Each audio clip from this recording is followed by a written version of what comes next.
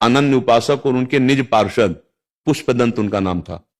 वो काशी नरेश के बगीचे से सुंदर पुष्पों को रात्रि में लाकर विश्वनाथ जी को अर्पित करते। तो काशी नरेश ने कहा सुंदर सुंदर पुष्प अपहृत हो जाते हैं और द्वारपाल कोई रक्षा नहीं कर पा रहा। तो उनका भगवान ये कोई अव्यक्त आता है, आसो पास कड़ा पहरा है और वो आकाश से सीधे आते, वो तो सिद्ध महापुरुष थे। तब उन्होंने कहा कोई भी हो चोर तो पकड़ा ही जाएगा, भगवान विश्वनाथ जी के बिल्व पत्र बिछा दीजिए प्रसादी। तो जो ही उन पर पैर पड़ा तो पुष्पदंत की सारी शक्ति खत्म हो गई। अब उन्होंने जब ये देखा कि बिल्व पत्र पे पैर पड़ गया, ये विश्वनाथ जी के प्रसादी है, तो तत्काल माथे से लगाया और शिव महिमा स्तोत्र की रचना की, जो स्तोत्र रचना के अंतर्ध्यान हो गए।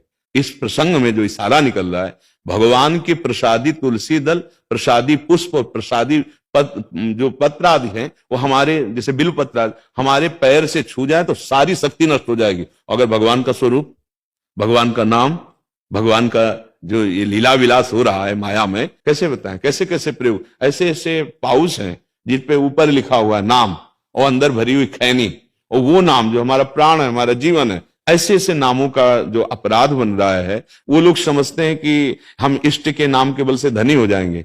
ठीक है, अभी कर लीजिए, लेकिन ये जो नामापराध, रूपापराध, ये जो अपराध आएगा वो तुम्हें शांति और सुख प्रदान नहीं कर पाएगा।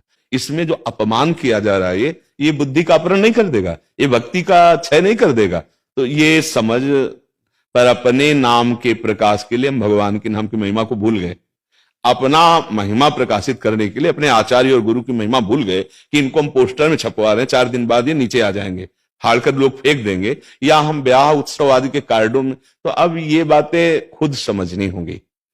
हम तो प्रार्थना ही कर सकते हैं, या आप प्रार्थना कर सकते हैं, पर हमारी समाज को खुद समझना होगा कि इतना प्रेम नाम के प्रति और फिर उसका ऐसे अपमान, चाहे राम बोलो, कृष्ण बोलो, हरि बोलो, जो हम अपने हृदय में रखते हैं, जो हम सिंहासन पे विराजमान किए हैं, वही तो नाम है ना, वही तो रूप है ना। पर अब ये अपनी महिमा प्रकाशित करने के कारण, मान लो हमने अपने गुरुदेव को बना दिया कि वो हमारे ऊपर प्रकाश कर रहे हैं ऐसे, और वो पोस्टर में हुआ। इसके बाद गुरुदेव 4 दिन बाद अगला पोस्टर लगा, फाड़ के नीचे फेंक दिया।